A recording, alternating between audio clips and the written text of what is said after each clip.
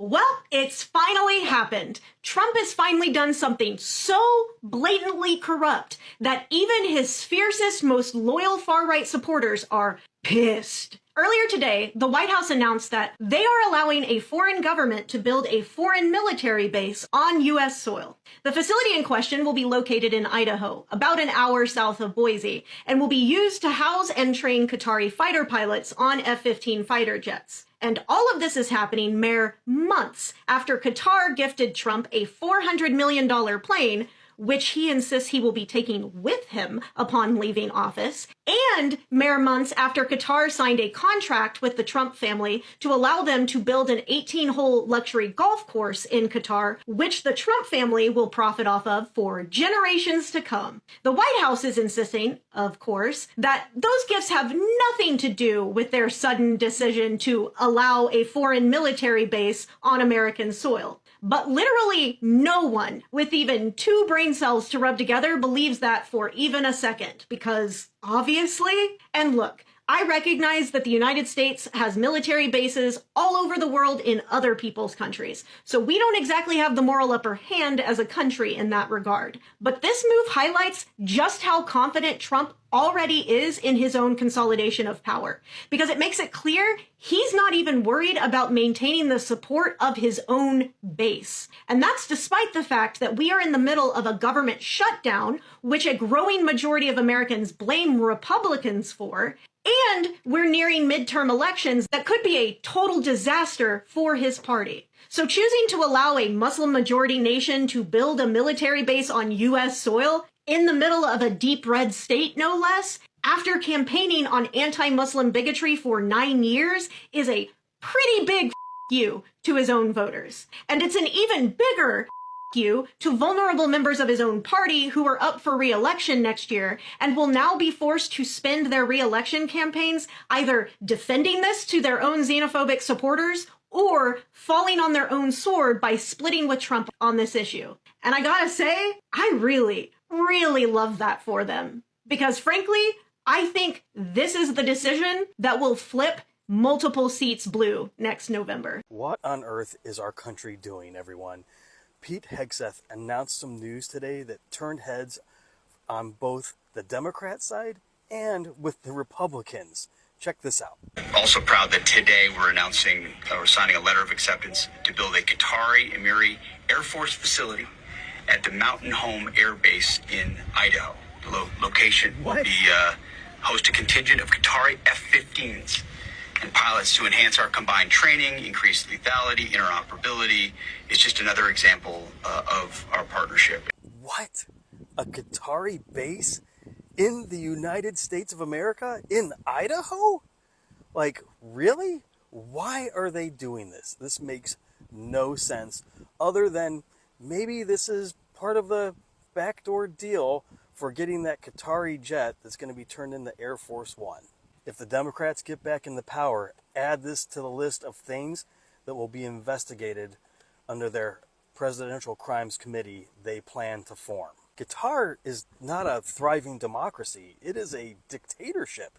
And they're allowing an authoritarian regime to build a military base in the United States, who is closely allied with China, who Trump is beefing with big time today. This is just unbelievable news, guys. I just really can't believe it. Let me know what you guys think about this in the comments. Like, share, spread the word, follow, subscribe, and I'll see you back here for the 411. The White House has just announced that they are laying off more federal workers. The White House, not the Democrats. The Democrats don't have the power to do that. Russell Vought, head of OMB, author of Project 2025, is doing exactly what he said he would do in Project 2025. They have fired federal workers before, and they will continue to fire federal workers. This has nothing to do with the shutdown. They're just using that as an excuse to punish Americans. It's been reported that Homeland Security and Health and Human Services will see layoffs. There are Democrats, Republicans, independents, and everyone in between that works for the federal government and benefits from these programs. This has nothing to do with the shutdown. The president is looking to punish American citizens. That is who is responsible for these layoffs. He's making the decision. He's the one in power. Not the Democrats. The Republicans own the House, the Senate, and the White House. This is on them. You guys are aware that they are going to kill us, right? Like, they're going to start killing us and just replicating what we saw during the Holocaust. Except for this time, it won't be the Jews who are persecuted. It will be leftists. Anyone who speaks out, anyone who's left a trail on social media, speaking out against this administration, anyone who has voted for Kamala Harris. They will label anyone they want as Antifa, including Kamala Harris, and then say anyone related or connected or who has donated in any way to her campaign or to whatever cause they deem Antifa, and then they will find us and kill us. You can say I'm being inflammatory, but just watch this clip. The violent criminals we can see in the streets. Fighting crime is more than just getting the bad guy off the streets. It's breaking down the organization brick by brick. Just like we did with cartels, we're going to take the same approach, President Trump, with Antifa. Destroy the entire organization from top to bottom. Newsflash, we're the bricks. So today, Pete Hegseth announced that the United States has made a deal allowing Qatar to build its own Air Force facility right here in the United States. This is not normal. Other countries do send troops here for training at our bases, but they don't build infrastructure on our military bases and in our country. This is different. Qatar isn't just sending people. They're apparently building infrastructure. That's a pretty big step, and it raises some real questions about what kind of relationship this really is. It's especially surprising because not that long ago, some of the same leaders now approving this deal were accusing Qatar of supporting terrorism. So now what has changed? And why now? Could this have anything to do with the fact that President Trump accepted a personal gift of a $400 million Boeing 747 from the Qatari royal family just a few months ago? What is going on? When decisions like this happen without clear answers, it makes people wonder who these choices are really serving and what America first actually means to these guys when they're inviting foreign countries to build military facilities here in the United States. Something just isn't right about that.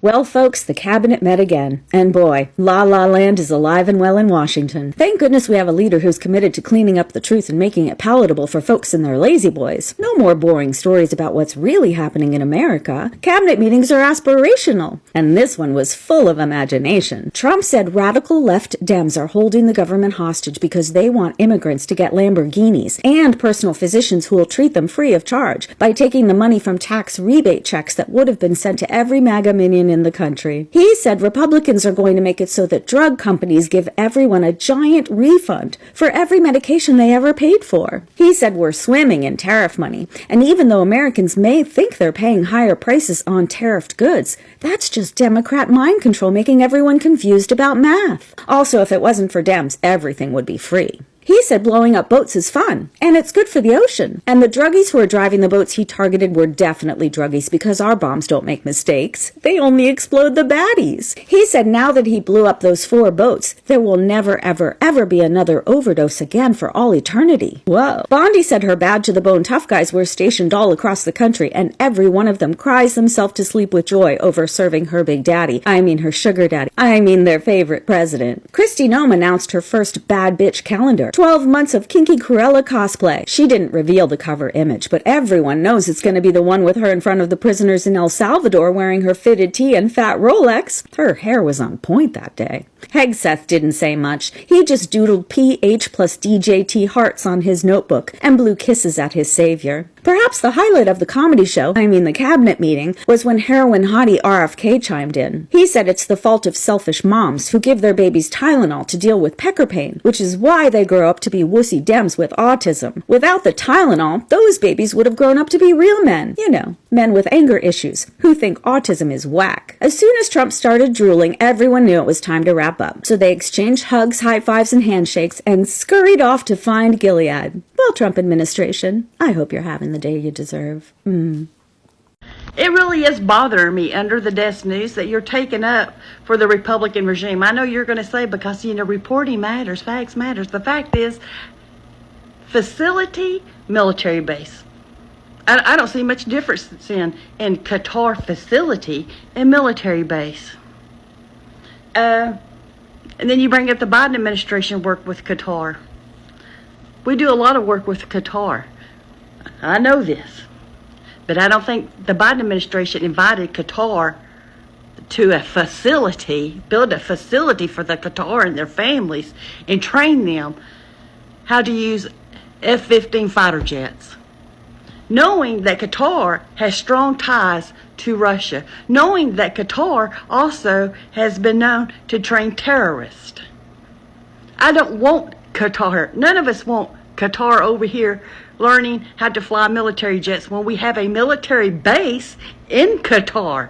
They could be training there. None of this seems suspicious to you at all? Because it does me.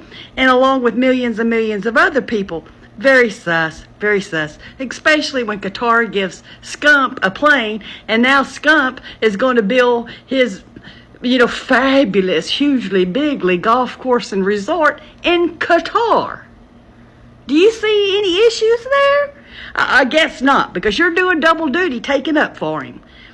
And for the Republican regime who just voted no on a bill to continue to fund our own United States military through the Republican regime shutdown of our federal government. Qatar doesn't need to be here training like that at a facility here on United States soil when their connections with Russia and the fact that they have trained terrorists. And the fact that Hamas leaders' headquarters is in Qatar.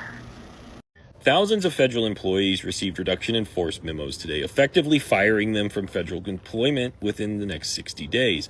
Now, this comes on the back of Russell Voigt, the director of the Office of Management and Budget at the White House, telling agency heads to begin firing federal employees.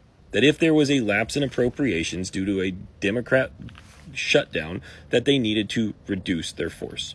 Now, that is illegal. That has been ruled on already this year. That OMB and the Office of Personnel Management, a separate agency, cannot direct agency heads to conduct mass firing. That reductions in force can only be done by agency heads after proper review. Now, this will take some time to get through the legal process. And there's already lawsuits. There were lawsuits pending that were just waiting for these notices to come through.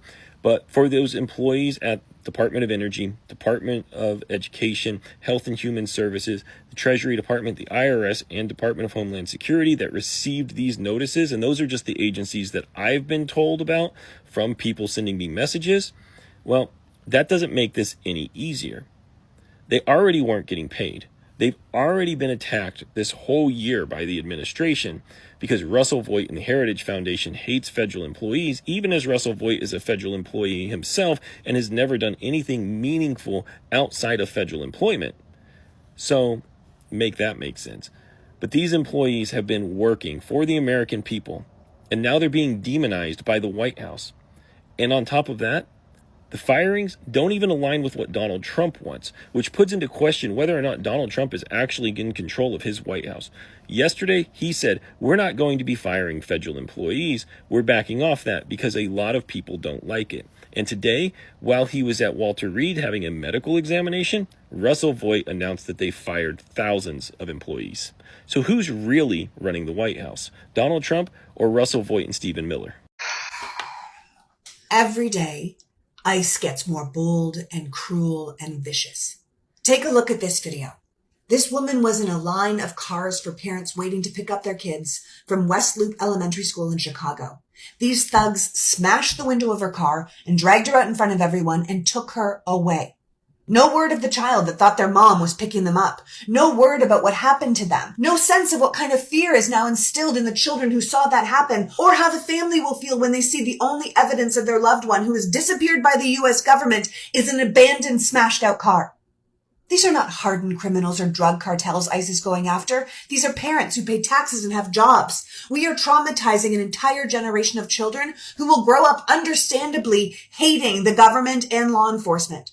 I am at the point now where I agree with the people who say we should be isolating ICE officers from our society, that we shouldn't be allowing them in our clubs or our restaurants, that we shouldn't be talking to them or dating them or having them over to our house. If you have an ICE member in your family, you should be telling them they aren't welcome at your place at the holidays, because there needs to be a social cost for violating the rights of people like this. And hopefully one day there will be a criminal cost. I don't understand it. The people who support this behavior are the same people who say they'll do anything to protect the children, but are leaving actual children without parents. These are the same people who do absolutely nothing when actual children are shot to death in school. Everything about this is fucked up. Is that motherless child just supposed to fend for themselves now? Did these monsters even bother to call CPS before they stalked a school pickup line? Does the government even care enough to ensure the child they orphaned is okay after their mother was thrown to the ground and kidnapped by 8 men? I don't know when we lost our minds, America, but this behavior, it's illegal. You can't just pull people from their vehicles in broad daylight and throw them in your van. And without a badge or a warrant or just cause, that is just straight up kidnapping. It is state-sanctioned terrorism. So if you are still supporting this, then I want you to take a good hard look in the mirror, because you are neither a patriot nor a good person. Because this, it's demented. Yes, darling, Friday reminder, since we're in our toxic narcissistic relationship with the regime here, of course they gotta ruin our week. And that goes double, since Stinky Pants wasn't able to bully his way into a peace prize. Oh my god. So they're manipulating the market again by threatening China with more tariffs so he and his friends can make money again. Along with all those legislators that aren't working but are being paid. You know, Team White Steam, the team that needed to be in control of everything because they're the only ones who can make anything happen, except for somehow they're in control of everything, but now everything's shut down and it's someone else's fault, definitely not their fault. What do you mean get back to work? And yes, Qatar does fund terrier dogs. Terrier dogs, okay? So yes, we are letting a Trojan horse build a base here because they gave Stinky an old plane. Oh, right, and let him build a golf course over there. So they get a terrier base here and he gets a golf course and a plane. For him! The Cube Force is busy slamming mothers, children, members of the press, members of the clergy, and now news producers. Just whoever.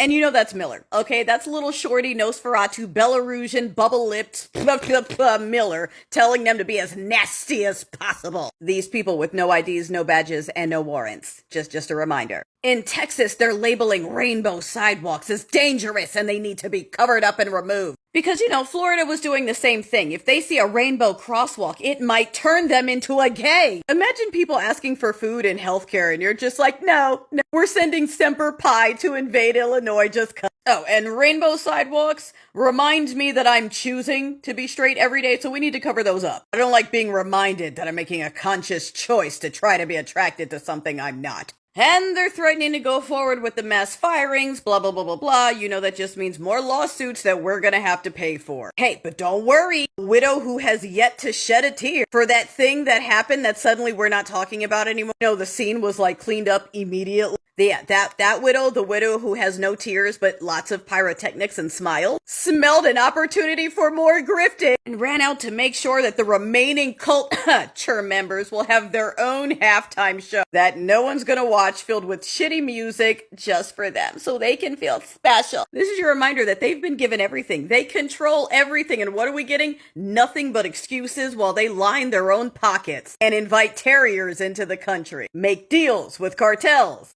send the military after people in costumes, all while insisting that they're philanthropic humanitarians who deserve peace prizes. I've said I'm not going to talk about the Purple Revolution anymore, and that's basically true. The problem is when I go through my For You page, that's all I see. I'm for the Purple Revolution. I'm against the Purple Revolution. And frankly, I don't give a shit either way. I've been fighting this fight for 5 years with a lot of you folks. I don't need interlopers coming in and helping me, especially when they started out becoming the enemy. I don't need them. They're inconsequential to me. They don't fucking matter. But these Trumplafucks really want to matter, and they want to come together because they're feeling some pain. Now, the guy who started this Purple Revolution thing, I was watching him, and he was trying to be sincere, but you could tell he still had this Trumplafuck background. So I decided to look at some of his previous videos, maybe even a week or 10 days ago. And that was some of the most vile, violent shit I've ever seen. And then somehow he has an epiphany and he wants to be my buddy. Sorry, motherfucker, that's not going to be the case. Now, when he came out, a lot of people were pushing back, maybe even threatening him because we don't like Trumplafucks. And he comes on and cries and kind of tries to admonish the people that he wants to be unified with, and was saying, I don't want to put my family in danger. Really, motherfucker? Understand something. The way you voted put thousands, hundreds of thousands, maybe millions of people at risk by the way you voted. I'm sorry if I'm not concerned about whatever risk you're taking now because you finally fucking saw the light. I tell you what I'm doing here because I'm tired of the whole concept. It's a dumb fucking idea. It won't work. You can't trust people that have been trying to come after you for fucking 10 years. It just doesn't make any sense. So I blocked that motherfucker. And then there's the friendly honey badger who a lot of us thought was a friend, was a follower of mine, and I'm watching this and she keeps pushing the issue. Got fucking tired of it, blocked her too. I'm blocking anybody that's supporting the Purple Revolution. Now you can disagree with me if you want. You can block me if you want. I don't give a fuck. But the point of it is we've been in this fight for 5 years. We don't need your fucking help. We're winning. Why do we need your help? You're going to take your beating like you deserve for all the misdeeds you've done for the last 10 years. You don't get out of it because you say, oh, I'm a good guy now. No, you're not. You're not a fucking good guy. You're a piece of shit like you've been a piece of shit for the last 10 years. So you smirked and you laughed and you taunted us. Now you're going to fucking take your medicine. Shut up. Sit down. We don't care about your fucking feelings. You're a fucking snowflake. So Donald Trump accidentally posted a private message to his own attorney general publicly. Not just any message, but a message directing Pam Bondi, the attorney general, to prosecute his political enemies. I want to remind you about this. There was this message that was posted to Truth Social, which started with Pam and a colon. We have now figured out, due to extensive reporting, that was supposed to be a private message to Pam Bondi instructing her to prosecute people, and Trump in his infinite wisdom accidentally sent it out publicly. The message said, quote, Pam, I have reviewed over 30 statements and posts saying that essentially same old story as last time, all talk, no action. Nothing is being done. What about Comey, Adam Shifty Schiff, Letitia? They're all guilty as hell, but nothing is going to be done. Then we almost put in a Democrat-supported U.S. attorney in Virginia with a really bad Republican past, a woke rhino who was never going to do his job. That's why 2 of the worst Dem senators pushed him so hard, he even lied to the media and said he quit and that we had no case. No, I fired him, and there is a great case, and many lawyers and legal pundits say so. Lindsay Halligan is a really good lawyer and likes you a lot. We can't delay any longer. This was not Trump publicly venting. This was meant to be a private message to Pam Bondi where he was pressuring her to launch criminal cases against political opponents and prosecute them. In normal times, that would end a presidency. Forget the 2 times Trump was impeached during his first term. Forget the 7 different reasons Trump could and should be impeached based on actions during this second term. Just this at times in American history would have ended his presidency. Now, according to the Wall Street Journal, Trump had no idea. It's not, it's not like Trump was on his phone thinking he's sending a DM and he accidentally publishes it and immediately knows that. Trump was reportedly surprised to know that that message was public. Pam Bondi was reportedly furious and started scrambling and calling the White House going, that was supposed to be a private message. You got to take that shit down. But Trump's next post proves he went into cleanup mode, where he said publicly, Pam Bondi's doing a great job as Attorney General. Now, 5 days later, after Trump said to Pam Bondi, go after Comey, Comey was indicted. Trump made public what everybody suspected. He is directing the Attorney General's office to carry out his political persecutions. Not a slip up, a window into how Trump operates. He's dictating prosecutions by text message.